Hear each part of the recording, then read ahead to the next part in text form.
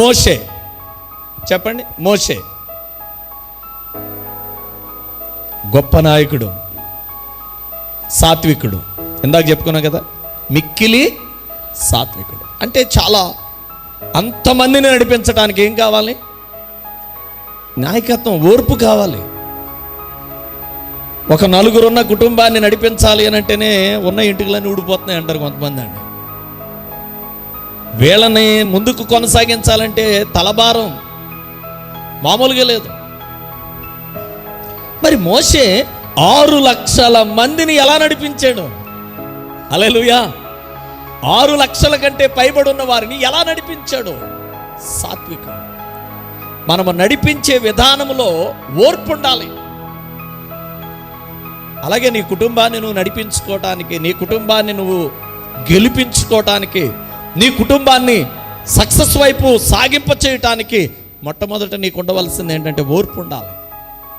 జరుగుతున్న పరిణామాలను ఓర్చుకోవాలి, ఎదురవుతున్న పరిస్థితులను ఓర్చుకోవాలి, పడిన నిందలను ఓర్చుకోవాలి, అనుభవిస్తున్న శ్రమలను ఓర్చుకోవాలి. నీకు ఆ ఇంట్లోనే నీ వారి ద్వారానే కొన్ని వ్యతిరేకతలు వస్తాయి, ఓర్చుకో. హల్లెలూయా. ఎప్పుడైతే మనం ఓర్చుకుంటామో, ఎప్పుడైతే భరిస్తామో, అలాగే సంఘంలో కూడా. ఏమంటే ఓర్చుకున్న నీ జీవితం ఎక్కడికో వెళ్ళిపోతుంది. నేను ఓర్చుకోను, మా అమ్మ నాన్నే నన్ను ఒక మాట అనలేదు, నువ్వు అంటావా? భర్త మీద అలిగి వెళ్ళిపోయేవాళ్ళు లేరా? మా అమ్మ నాన్నే ఒక మాట, నువ్వెంత అంతకుముందేమో ఏమండి సార్ శ్రీవారు అని పిలుస్తుందండి అమ్మగారండి. కొంచెం తేడా కొట్టింది అనుకోండి, ఏమనుకుంటున్నారా నువ్వా?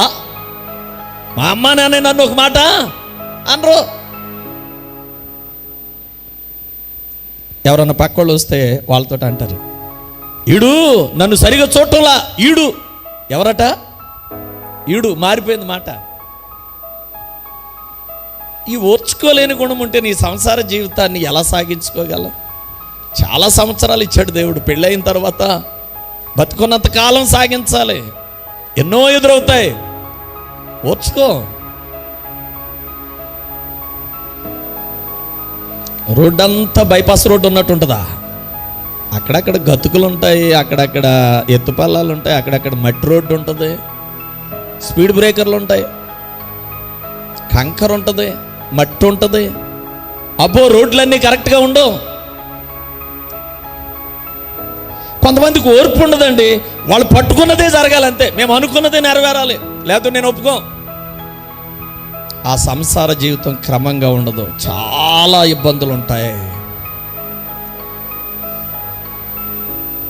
కుటుంబంలో స్త్రీ అయినా పురుషుడైనా ఓర్పు కలిగి ఆ క్షణం ఎదురైన పరిణామాన్ని కొంచెము ఓర్చుకుంటే, కొంతమంది తొందరపడి అనేస్తాడు,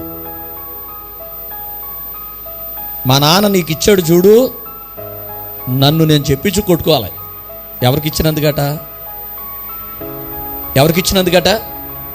భర్తకు ఆయనకి ఇచ్చినందుకట నన్ను నేను చెప్పించు కొట్టుకోవాలి. పెళ్లి చేసుకున్నప్పుడే కొట్టేసుకోకూడదా? ఆ దండ వేసుకోకముందే, మెల్ల ఆ సూత్రం కట్టకముందే చెప్పించు కొట్టేసుకోకూడదా? ఇప్పుడు ఎందుకు కొట్టుకోవడం? ఎన్ని రోజుల తర్వాత గుర్తొచ్చింది? గొడవ వచ్చినప్పుడా? ఓర్చుకో. తెలుగులో ఒక సామెత ఉంది తెలుసా? సముద్రాన్ని అయినా ఏదొచ్చు కానీ, చెప్పండి, సముద్రాన్ని అయినా ఏదొచ్చు కానీ ఏమి ఎదలేమట?